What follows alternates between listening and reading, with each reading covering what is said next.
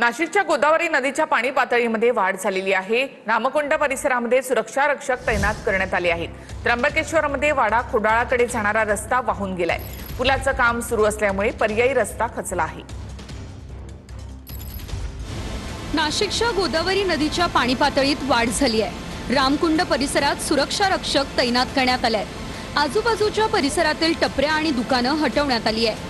नदीकाठच्या नागरिकांना प्रशासनाकडून सतर्कतेचा इशारा देण्यात आलाय। त्र्यंबकेश्वरहून वाडा खोडाळाकडे जाणारा रस्ता हा पूर्णतः वाहून गेलाय।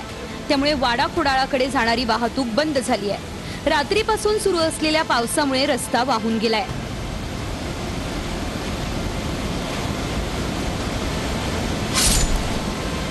गोदावरी नदीच्या पाणी पातळीत वाढ झाली आहे।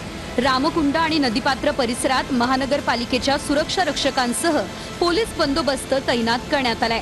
नदीपात्रात पाण्याची पातळी वाढल्यानं रामकुंड, गांधी तलाव, लक्ष्मणकुंड परिसरात पाणी साचलं। पोलिसांनी नदीपात्रात उतरण्यास कडक मनाई केली असून नागरिकांना सतर्क राहण्याचं आवाहन केलंय।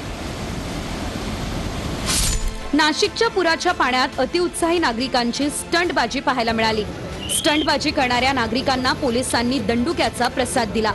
गोदावरीच्या पुराचं पाणी वाहत असताना नदी ओलांडण्याचा काही नागरिकांचा अट्टाहास दिसून आला।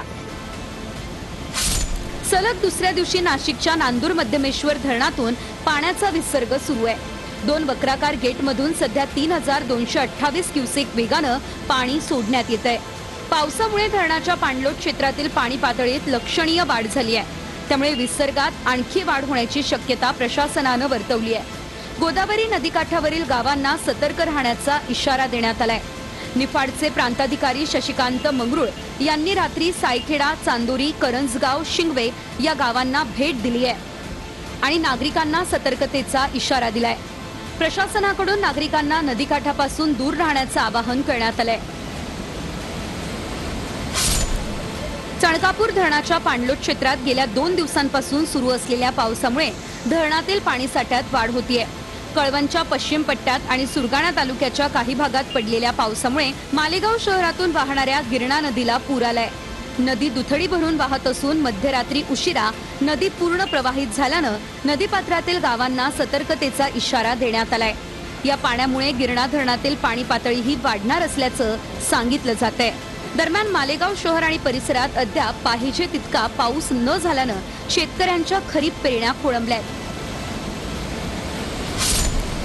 इगतपुरीच्या वसंत पवार नगर परिसरात मुसळधार पावसामुळे मोठ्या प्रमाणात पाणी भरलंय।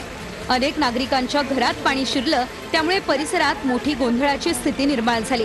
या घटनेची दखल घेत जिल्हाधिकारी, तहसीलदार आणि मुख्याधिकारी हे घटनास्थळी दाखल झाले।